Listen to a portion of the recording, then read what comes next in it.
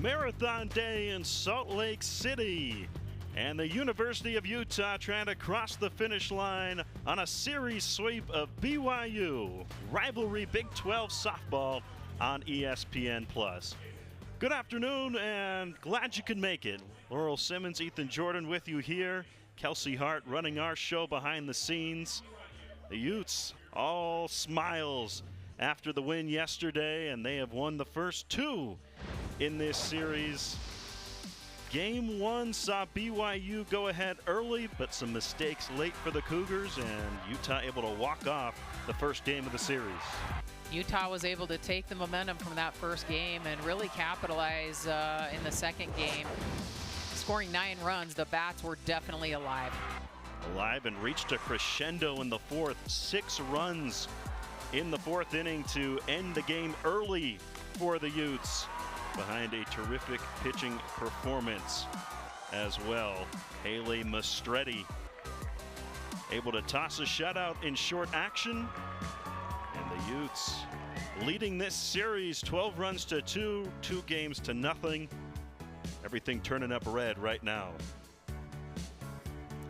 You see Shelby Jones had a fine outing back on Thursday, ready to do it again here on this Saturday.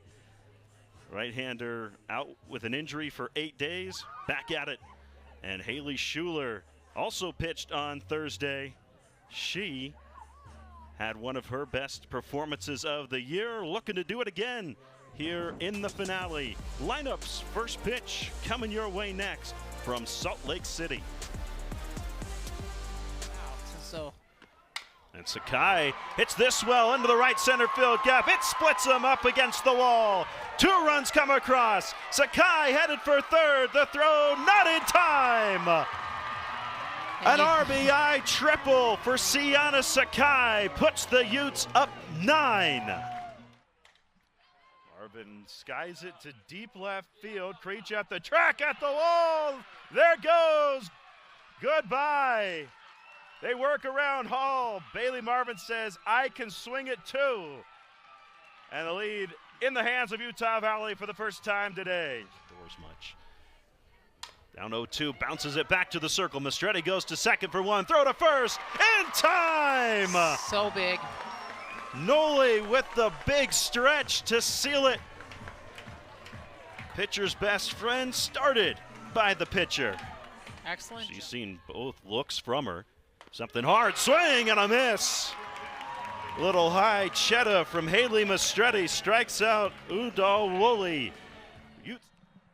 Another payoff, swing and a miss. Buenos dias, buenos tardes, buenos noches. Lily Riley strikes out the side to start our ball game. Some northwesterly breezes, but a very pleasant day for softball. 61 degrees and sunny here on top of the hill in Salt Lake City. And you know, the weather feels a little nicer for some of these Utah fans. They can relax a little with the early 2-0 lead. The way their left-hander Haley Mastretti is pitching right now. Now Peyton Crank, Haley White, Danica Wilson will try and add on here in the last of the third. There's something in the air that Utah is feeling a little bit like they've left a little bit on the table here with some of the pressing that they've been doing. So we'll see if they can make the adjustments they need to. Yeah, scored 2 runs in that first inning, but loaded the bases with nobody out and just got the 2. And got a runner in scoring position in the second against Villegas. Could not bring her around.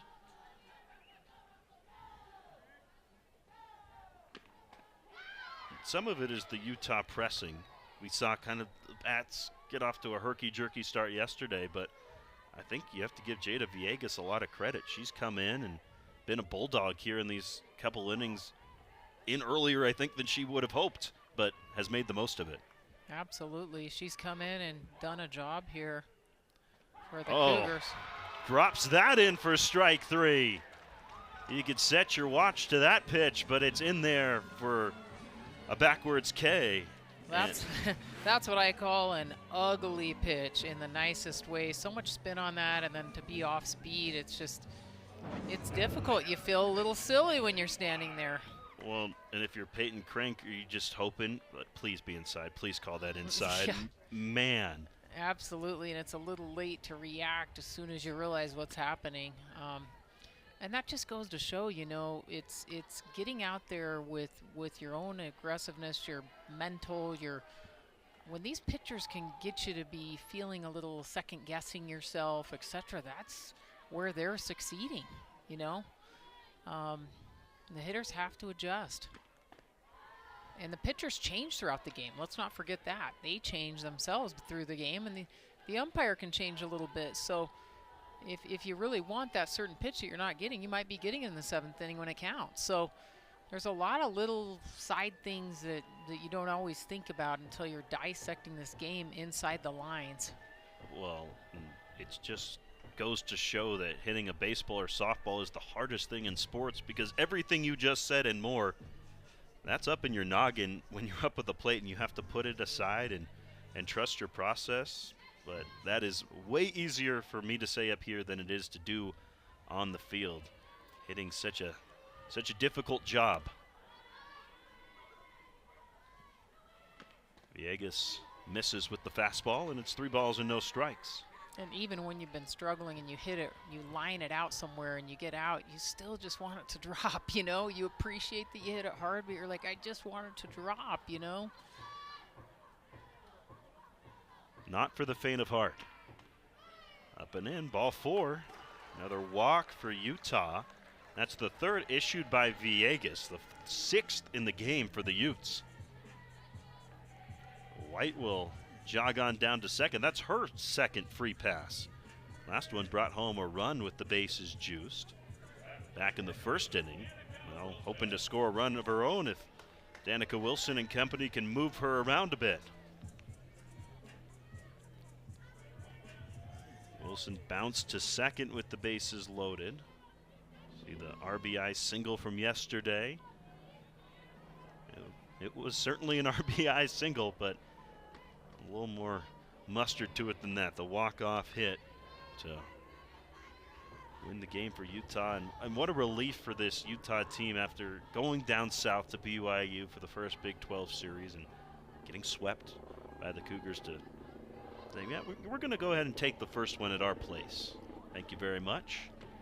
A lot of runs scored in that series. I was sitting in the stands, and at times it could have felt like it could go either way. And of course, the home team loves it, you know, loves the sweep, and it's so hard to keep it going when you lose those close ones. Utah had such a different year last year, just winning 13 games. This is sharply hit into the gap. It's going to roll its way to the warning track. Waving around, Haley White is in to score. Danica Wilson knocks home the 3rd run of the day for the Utes. That is what Danica Wilson can do, and people just look at her and think she will not have the amount of power that she does, but she uses all that she has to hit those balls a little farther than you think and harder than you think she can, you know? Yeah, that wasn't one of those loopy balls that trickles into the gap. That thing found it in a hurry. And now this Utah crowd that, despite the 2-0 lead, you talked about the anxiety. They get into it a little bit. And Utah not done yet. Got a runner at second. Just one out for Julie Mayfield, who lays down a bunt. Mansfield's throw clears the first baseman, fielded by Acosta on the bag as Udall Woolley had to duck underneath it. But it's in time for the out. Really great job, BYU hanging on to it in that situation. And, you know, Jolie's just saying, hey, I too would like to get out of this and move the runner and have a chance to surprise, because they were not playing up on her, but it was kind of a push bunt. So that's what saved them. Had that had a little more off of it, it would have been a different story, but still move the runner. Sakai can bring her in now and adds just a little bit of that pressure to Townsend behind the plate and Villegas in the circle. One of those big looping breaking balls bounces the wrong way, and all of a sudden it's run number 4. Yeah, that's a dangerous throw over there at first when you have a runner. Sakai rips one, but right at Acosta, who gloves it for out number 3.